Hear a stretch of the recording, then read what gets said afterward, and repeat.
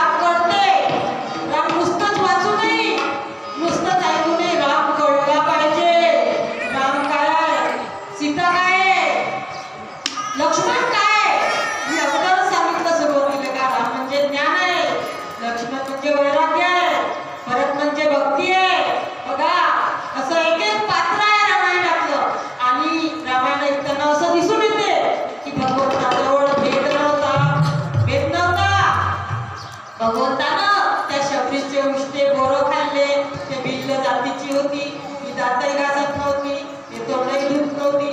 पण त्या लक्ष्मणात नाही खाल्लं म्हणे, भिकारी आहे. वगैरे दिसते. काय काय वगैरे किती दिवस झाले हात नाही धुले. डोक्याचं डालं झालं म्हणलं. मी नाही खात म्हणे. ते रामानं घेतले खाल्ले. ते म्हणे हा म्हणे उष्टपाष्ट दिलं फेकून. पण ज्यावेळेस लक्ष्मणाला शक्ती लागली त्यावेळेस त्या बोरापासून उगवलेली जे संजीवनी बुटी होती त्या बुटी लक्ष्मणाच्या कामात आली. म्हणून कोण प्रेमानं दिलं त्याचा तिरस्कार करू नये. हा बोध भगवंतापासून प्राप्त होत असते. बघा या शबरीचा स्वीकार बोराचा स्वीकार केला. नवे नवे भगवंतानं त्या वानरासारख्या सुग्रीवासारख्या वानराशी मैत्री केली. त्याच्यापेक्षा पुढे सांगायचं म्हटलं म्हणजे जटायू गिधाड होता, गिधाड. त्या गिधाडाची स्वतःच्या बापासारखा अंतिम संस्कार केला. हे वाटलं की कळतंय की भगवंतानं कोणाचा तिरस्कार केला नाही म्हणून आपणही करू नये. गिधाडाचा सुद्धा सत्कार केला. बापासारखी त्याला मोक्षाची कशी प्राप्त करून दिली. जंबुवंत अस्वल होता, त्या अस्वलाचा सुद्धा पिल्यासमान आदर सत्कार केला. वानराचा सुद्धा आदर सत्कार केला. म्हणून भगवंतानं सगळ्यांचा स्वीकार केला. तसा आपल्याला बोध होतो. म्हणून सगळ्यांचा साठी माणसानं काय करा की सगळ्यांचा स्वीकार करा. भगवंत सगळ्यांना हृदयाशी धरतो, सगळ्यांचा स्वीकार करतो. बघा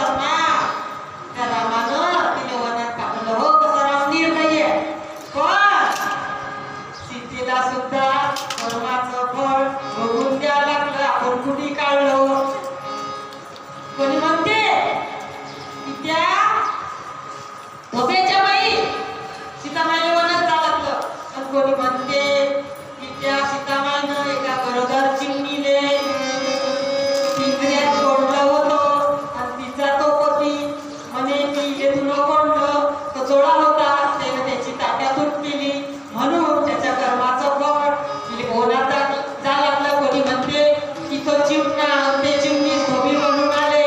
तर अशा प्रकारे अनेक कथा वेगवेगळ्या ग्रंथामध्ये वेगवेगळ्या कथा आहेत. तर आता आपल्याला रामाच्या जन्माकडे जायचं आहे. बघा थोडंसं भजन करा नंतर आपण प्रभू रामाच्या जन्माचं चरित्र बघणार आहोत. शुभमंत्रात राजा 11:30 वाजले. आजचं 17 दिवसाचं पहिलं सत्र संपायला 8 घंटा बाकी आहेत. बघा जीवनातला एक एक क्षण घडून राहिला. दोन गोष्टी खूप महत्त्वाच्या आहेत. एक गोष्ट म्हणजे आपला मानवाचा देह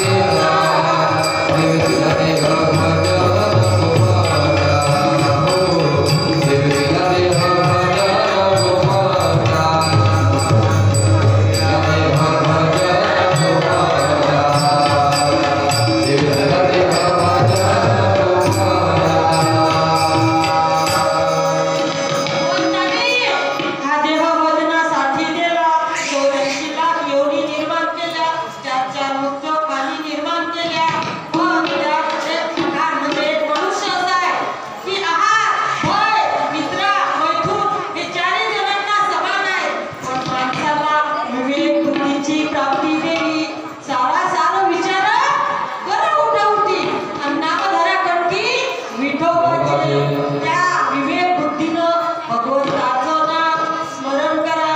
म्हणून या देहाद्वारे बघा डोळ्यांनी त्या भगवंताचं रूप पाहावं, हाताने गाडी वाजवावी, पायाने देवाच्या मंदिरात जावं आणि अशा प्रकारे कानाने त्याचं भजन ऐकावं, मुखाने त्याचं नाम घ्यावं. घेई घेई माझे वाचे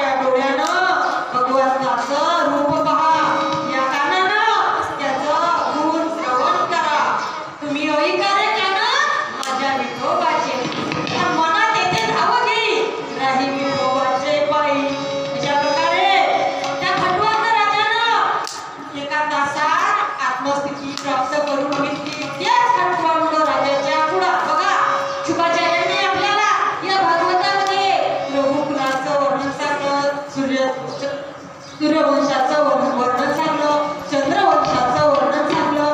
आता शुकाचार्य म्हणतात या रघुवंशामध्ये हा खंडवांड राजा होता, याच्याच पोटी रघु आला. त्या रघुला मुलबाळ नव्हतं, त्याची पत्नी मंदिरात जात होती, ती पोथी ऐकत होती, दक्षिणा ठेवत होती. ते साधूचे दक्षिणा फेकून देत होते, ते रोज ठेवायची, ते ओळखायचे फेकून द्यायचे. असं करता करता तिनं एक दिवस विचारलं